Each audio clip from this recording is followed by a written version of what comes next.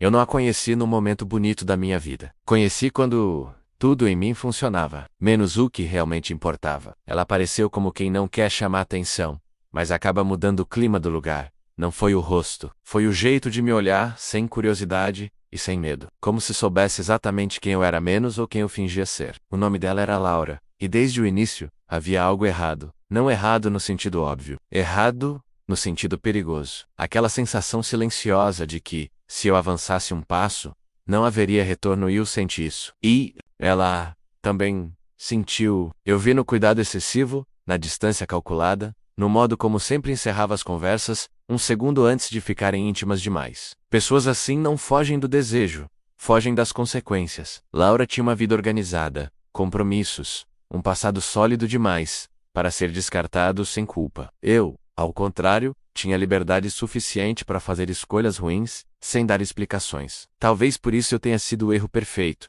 No começo, era só conversa, trocas aparentemente inocentes. Mas existe um tipo de diálogo que já é traição, mesmo sem toque. É quando você começa a dizer a alguém o que não diz para quem dorme ao seu lado. Ela ria comigo de um jeito que não ria em casa.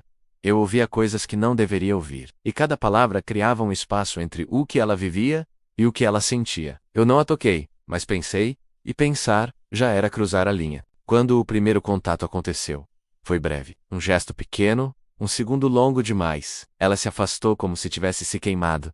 Pediu desculpas.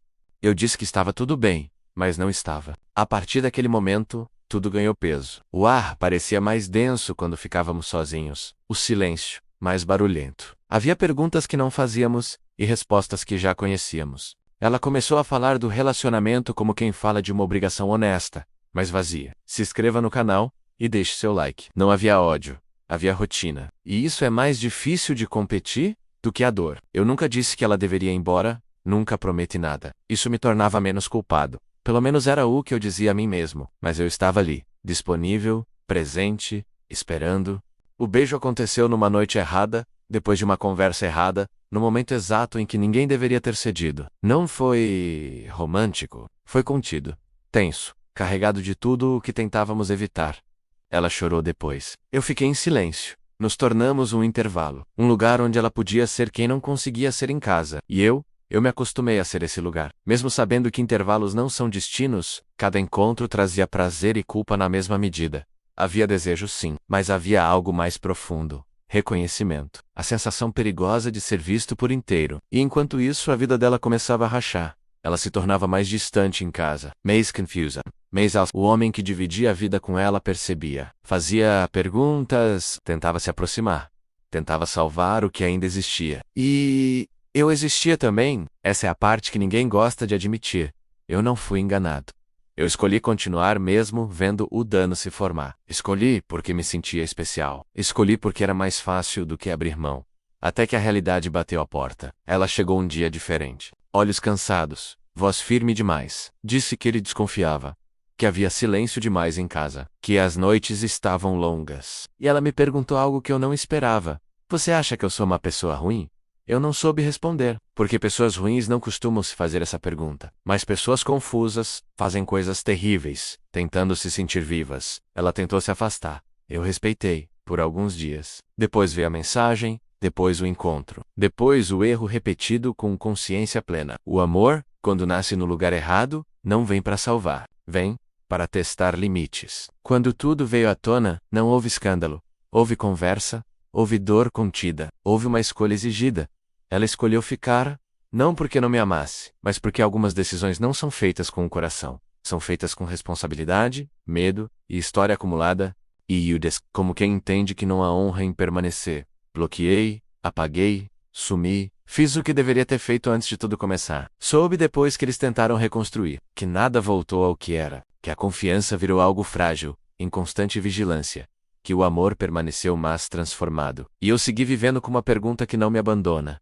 Foi apenas um erro necessário? Ou um egoísmo injustificável? Meses depois, o acaso nos colocou frente a frente novamente. Um lugar neutro, público, seguro demais para confissões.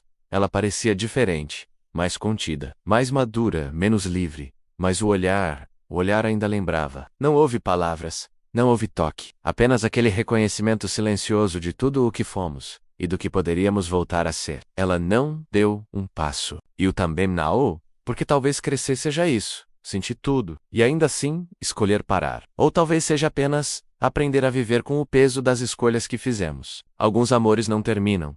Eles ficam suspensos, esperando uma fraqueza ou um último erro. E até hoje eu não sei se nos encontrarmos outra vez, qual de nós vai atravessar a linha primeiro. Não existe versão bonita do que fizemos. Qualquer tentativa de suavizar isso é mentira.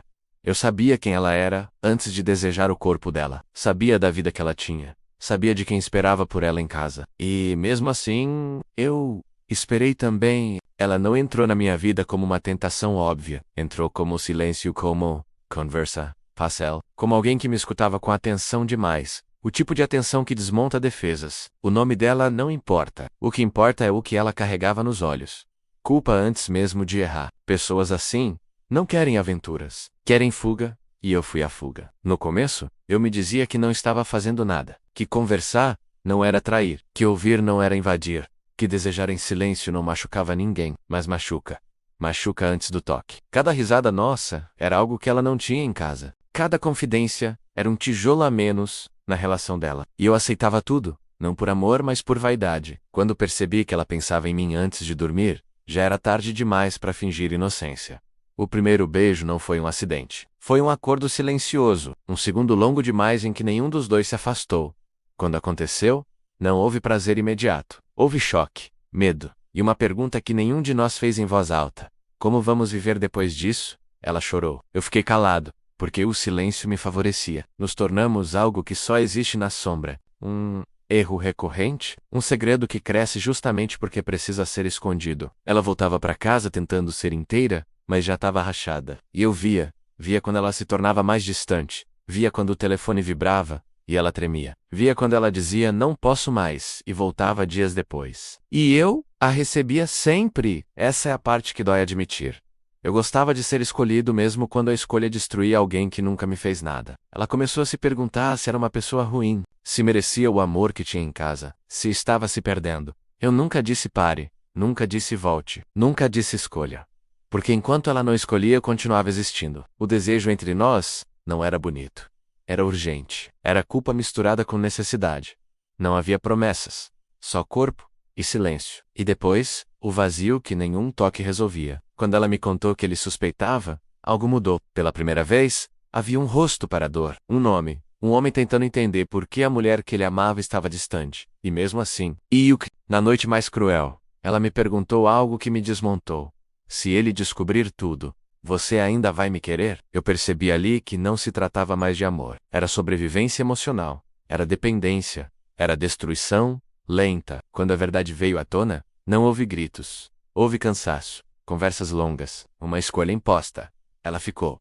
Não porque fosse o certo, mas porque era o menos devastador. Eu desapareci. Fiz o papel que sempre fiz melhor.